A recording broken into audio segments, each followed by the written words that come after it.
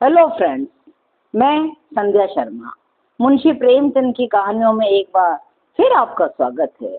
आंसुओं की होली आज की कहानी का नाम है। आंसुओं की होली एक ऐसे व्यक्ति की कहानी है जो कि सीधा साधा है, मासूम है, लेकिन एक घटना ने उसे त्योहारों से ही नफरत हो गई है। उस एक घटना के कारण वह व्यक्ति अब कोई त्योहार नहीं मनाता है। तो आइए शुरू करते हैं। नामों को बिगाड़ने की प्रथा न जाने कब से चली आ रही है और कब से नहीं आज तक चली आ रही है। अच्छे भले नाम को लोग बिगाड़ कर बोल देते हैं। इसी तरह एक पंडित जी थे, उनका नाम श्री विलास था, परंतु मित्र लोग उन्हें श्री विलास के नाम से नहीं पुकारते, धीरे धीरे उन्हें सिलबिल कहने लग जाते। नामों का असर चरित्र पर भी कुछ न कुछ पड़ ही जाता है। तो सिलबिल सचमुच ही सिलबिल से हो गए थे। दफ्तर जाते थे मगर पजामे का नाड़ा नीचे लटकता रहता, सिर पर फेल्ट कैप पहनी होती लेकिन लंबी सी चुटिया पीछे से झांक रही होती। अचकन भी सुंदर पहनते थे, परंतु त्योहारों से उन्हें इतनी चिढ़ हो गई थी कि दिवाली गुजर जाती पर भला मानुस एक कौड़ी भी हाथ में न लेता। और होली का दिन तो उनकी भीषण परीक्षा का दिन था। 3 दिन तक घर से बाहर नहीं निकलते थे, घर पे भी काले कपड़े पहने रहते थे।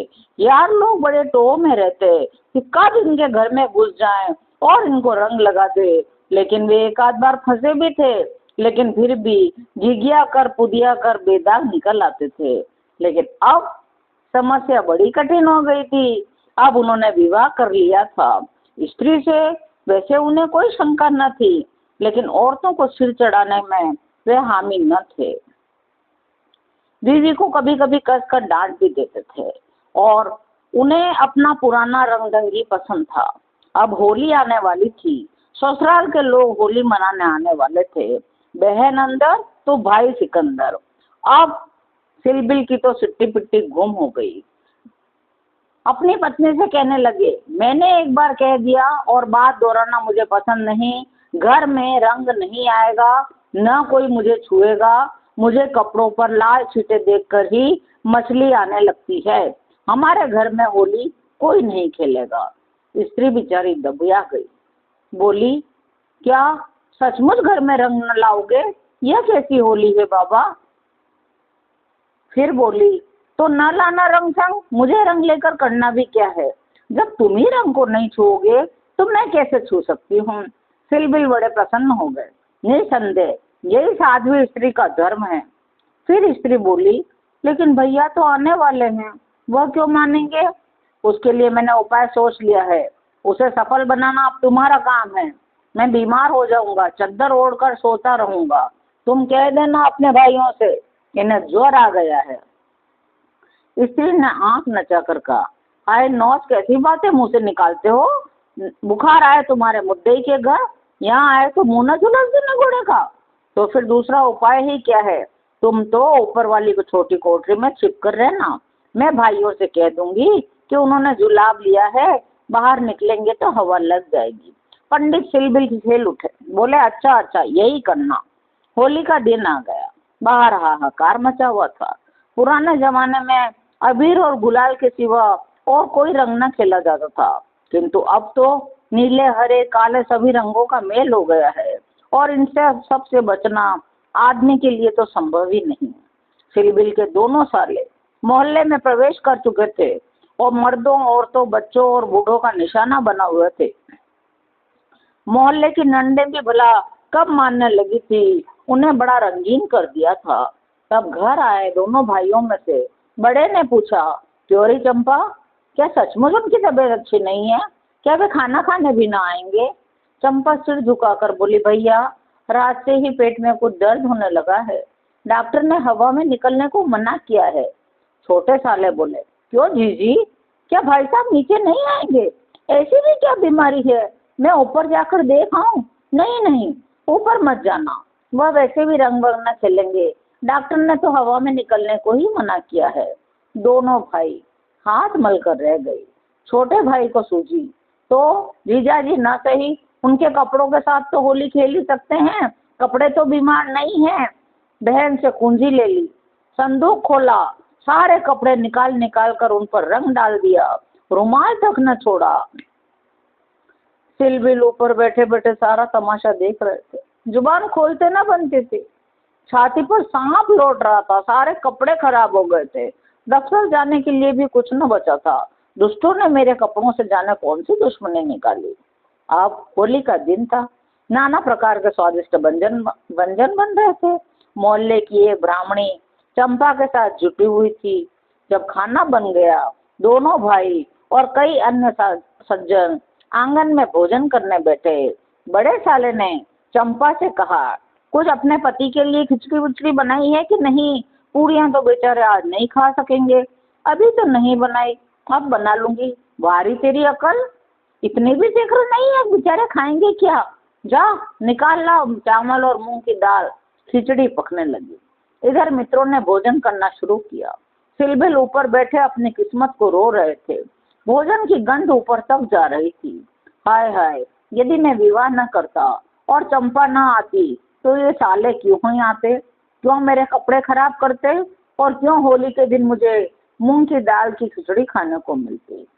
सिलबिल के लिए बड़े साले ने चंपा को ऊपर भेजा, खिचड़ी की थाली दे आओ। सिलबिल ने थाली की ओर देखकर बड़े क्रोधित नेत्रों से कहा, इसे मेरे सामने से हटा लो। तो क्या आज उपवास करोगे? तुम्हारी यह इच्छा है तो यही सही। मैंने क्या किया? सवेरे से जुटी हूँ, भैया ने खुद खिचड़ी डलवाई और मुझे यहाँ भेजा है। हाँ हाँ, वह तो मैं देख ही रहा हूँ। मैं इस घर का स्वामी नहीं, सिकंदरों ने उस पर कब्जा कर लिया है। मैं नहीं मान सकता। तुम यदि चाहती तो उन लोगों के खाने से पहले ही क्या थाली मेरे पास न पहुंच जाती? तुमने पतिव्रत धर्म का विरोध किया है। तुम तो देख ही रहे थे, दोनों जने तो मेरे सिर पर सवार थे। अच्छा, बड़ी दिल लगी है।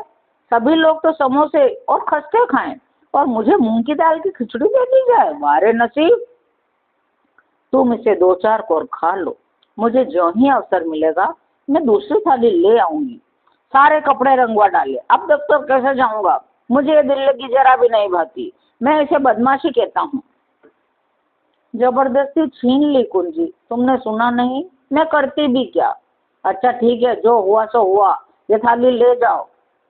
धर्म समझना तो दूसरी थाली लाना, नहीं तो आज व्रत ही सही। पैरों की आहट सुनकर सिलबिल फटाफट चादर ओढ़कर लेट गए। बड़े साले और दोनों साले ऊपर आ गए थे। बड़े साले ने कहा, कहिए जीजाजी, कैसी तबीयत है? थोड़ी सी खिचड़ी खा लीजिए। सिलबिल मुंह बना कर कह रहे हैं, अभी तो कुछ खाने की इच्छा नहीं है। नहीं नहीं, खाना ही होगा, उपवास करना तो बड़ा हानिकारक होगा। बेचारे सिलबिल ने इन दोनों शैतानों को खूब कोसा। आज होली के दिन खिचड़ी ही भाग्य में लिखी थी। जब तक सारी खिचड़ी समाप्त न हो गई, दोनों वहां डटे रहे। बेचारे को ठूस ठूस कर खिचड़ी खानी पड़ी। रात की 10 बज गई। चंपा उत्तम पदार्थ लेकर थाल सजाकर पति के पास पहुंची। भाइयों के सामने मेरी परवाह करता ही कौन है? न जाने कहां से दोनों शैतान फट पड़े। दिन भर उपवास कराया, अभी तक भोजन का पता नहीं। अभी क्यों आ गई? 1-2 घंटे बाद ही ना आ जाती। चंपा ने सामने थाली रखी। तुम तो न हारी मानते हो न जीती। अब आखिर 2 मेहमान घर में हैं, क्या इनकी सेवा सत्कार न करूं तो तुम्ही को बुरा लगेगा। कौन ये रोज रोज आते हैं? ईश्वर न करे रोज आए। यहाँ तो एक ही दिन में बदिया बैठ गई। थाल की सुगंध में तरबतर चीजें देखकर पंडित जी के चेहरे पर मुस्कान की लाली लौट गई। सच कहता हूँ चंपा, मैंने ऐसी चीजें कभी नहीं खाई। हलवाई साला क्या बनाएगा? जी चाहता है आज तुम्हें कुछ इनाम दे दूं। चंपा बोली, तुम मुझे बना रहे हो? क्या करूं, जैसा बनाना आता है बना लाई। नहीं जी, सच कह रहा हूँ, मेरी तो आत्मा तक तृप्त हो गई। आज मुझे ज्ञात हुआ भोजन का संबंध उधर से इतना नहीं जितना आत्मा से है। बतलाओ आज तुम्हें क्या इनाम दूं? जो मांगूंगी वह दोगे? अरे दूंगा, जनेऊ की कसम खाकर कहता हूँ। न दो तो मेरी बात जाए। कहता हूँ भाई, अब कैसे कहूँ, क्या लिखा पढ़ी कर दूं? अच्छा तो मांगती हूँ, मुझे अपने साथ होली खेलने दो। पंडित जी का रंग उड़ गया। होली खेलने दो? मैं तो होली खेलता नहीं, कभी नहीं खेला। होली खेलना होता तो घर में छिपकर क्यों बैठता? किसी और के साथ भले ही ना खेलो, लेकिन मेरे साथ तो खेलना ही पड़ेगा। यह मेरे नियम के विरुद्ध है। जिस चीज को अपने घर में उचित समझूं, उसे किस न्याय से घर के बाहर अनुचित समझूं, सोचो। चंपा बोली, घर में ऐसी कितनी बातें उचित समझते हो जो घर के बाहर करना अनुचित ही नहीं, पाप भी है। पंडित जी झेम के, अच्छा भाई, तुम जीती मैं हारा, अब मैं तुमसे यही दान मांगता हूँ, पहले मेरा पुरस्कार दे दो, पीछे मुझसे दान मांगना। चंपा ने लोटे का रंग उठा लिया और पंडित जी को सिर से पांव तक नहला दिया, और जब वे उठकर भागे तब तक मुट्ठी भर गुलाल लेकर उनके चेहरे पर मल दी। पंडित जी रोने सूरत बना दिए, अभी और कसर बाकी हो तो वह भी पूरी कर लो, मैं तो जानता ही था तुम मेरी आस्तीन का सांप बनोगी। चंपा ने पति की मुख की ओर देखा तो उस पर मनोवेदना का गहरा रंग झलक रहा था। बड़ी पछता गई, बोली, क्या तुम सचमुच बुरा मान गए हो? मैं तो समझती थी तुम केवल मुझे चिढ़ा रहे हो।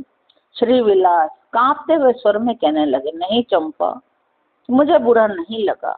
हाँ, तुमने मुझे उस कर्तव्य की याद दिला दी जो अपनी कायरता के कारण भुला बैठा था। अब श्री विलास अपनी कहानी अपनी पत्नी को सुनाने लगे। वह जो सामने चित्र देख रही हो, वह मेरे परम मित्र मनहर नाथ का है। वह इस संसार में नहीं है। क्या बताऊं तुमसे, वह बड़ा सरस था, बड़ा भावुक था, बड़ा साहसी था। वह अपनी उस 19-20 साल की उम्र में ही जीवन का मार्ग निश्चित कर लिया था। वह सेवा करने का कोई अवसर न छोड़ता था। वह जन्म का वैरागी था, वासना उसे छू ही नहीं गई थी। वह कहीं पत्रों में अत्याचार की खबर देखता तो उसका चेहरा तमतमा उठता। किसी मुसीबत के मारे के उद्धार करने के लिए अपने प्राण हथेली पर लिए फिरता। स्त्री जाति का तो वो इतना आदर और सम्मान करता था कि कोई क्या करेगा। चंपा, मैं तुम्हें बताता हूँ, 5 वर्ष पुरानी बात है। यही होली का दिन था। मैं भंग के नशे में चूर था, सिर से पांव तक रंग में नहाया हुआ था। उसे बुलाने के लिए उसके घर गया, क्योंकि मेरे घर में मित्रों की महफिल जमी थी, गाना बजाना चल रहा था। जब मैं वहां गया तो वह कपड़े पहनकर कहीं जाने को तैयार हो रहा था। मैंने पूछा, मनहर कहाँ जा रहे हो? वह मेरा हाथ पकड़कर बोला, अरे सिलबिल, तुम बड़े अच्छे वक्त पर आ गए, नहीं तो मुझे जाना पड़ता। हुआ क्या? एक अनाथ बुढ़िया मर गई है, कोई उसे कंधा देने वाला नहीं मिलता। कोई किसी मित्र से मिलने गया हुआ है, कोई भांग के नशे में चूर है, कोई मित्रों की दावत कर रहा है, कोई लाश को उठाने वाला नहीं। ब्राह्मण क्षत्रिय तो उस चमारिन की लाश को छुएंगे भी नहीं, उनका तो धर्म भ्रष्ट होता है। बड़ी मुश्किल से 2 कहार मिले हैं, एक मैं हूँ, चौथे आदमी की खोज में था, सो ईश्वर ने तुम्हें भेज दिया, चलो चले। हाय, अगर मैं जानता यह मेरे प्यारे मनहर का आदेश है तो आज मेरी आत्मा को इतनी ग्लानि न होती। चंपा, मेरे घर कई मित्र आए हुए थे, उस वक्त लाश उठाकर नदी पर जाना मुझे बड़ा अप्रिय लगा। मैंने उससे कहा, इस वक्त तो भाई मैं नहीं जा सकूंगा, मेरे घर मेहमान बैठे हैं, मैं तो तुम्हें ही बुलाने आया था। मनहर ने मेरी ओर तिरस्कार की नजरों से देखा और कहा, अच्छी बात है, तुम जाओ, मैं और कोई साथी ढूंढ लूंगा, लेकिन मुझे तुमसे ऐसी कोई आशा नहीं थी। तुमने भी वही कहा जो तुमसे पहले कई कह चुके थे, कोई नई बात नहीं थी। अगर हम लोग अपने कर्तव्य को भूल न गए होते तो आज ये दशा ही क्यों होती? ऐसी होली को धिक्कार है। यह कहकर वह चला गया। मुझे उस वक्त उसकी फटकारें बहुत बुरी मालूम हुई। 1 महीने तक हम दोनों की कोई मुलाकात न हुई। कॉलेज इम्तिहान की तैयारी के लिए बंद हो गया था, कॉलेज में भी भेंट न होती थी। 1 महीना गुजर गया। एक दिन उसका एक पत्र मुझे मिला। हाय हाय, आज भी उस पत्र को पढ़कर मेरी छाती फटने लगती है। श्री विलास एक क्षण तक बोल न सके, फिर बोले, चंपा, किसी दिन तुम्हें दिखाऊंगा। उस खत में लिखा था, मुझसे आखिरी बार मिल जा मेरे दोस्त, अब शायद इस जीवन में भेंट न हो। खत मेरे हाथ से छूटकर गिर पड़ा। उसका घर मेरठ के जिले में था। दूसरी गाड़ी जाने में आधा घंटे की कसर थी। मैं तुरंत चल पड़ा, मगर उसके दर्शन बदे न थे। मेरे पहुंचने के पहले ही वह सीधा हट चुका था। चंपा, उसके बाद मैंने होली नहीं खेली। होली ही नहीं, सभी त्योहार छोड़ दिए। ईश्वर ने शायद मुझे क्रिया की शक्ति नहीं दी। अब बहुत चाहता हूँ कि कोई मुझसे सेवा का काम ले ले, परंतु कोई मुझसे आगे आकर सेवा के लिए कहने वाला ही नहीं। आज रंग डालकर तुमने मुझे उस धिक्कार की याद दिला दी। ईश्वर मुझे ऐसी शक्ति दे कि मैं मन में ही नहीं, कर्म में भी मनहरण जैसा बनूं। यह कहते हुए श्री विलास ने शस्त्र से गुलाल निकाला और मनहर के चित्र पर छिड़क दिया और अपनी पत्नी को भी गुलाल लगा दिया। कैसी लगी आपको ये कहानी, जरूर बताइएगा। धन्यवाद।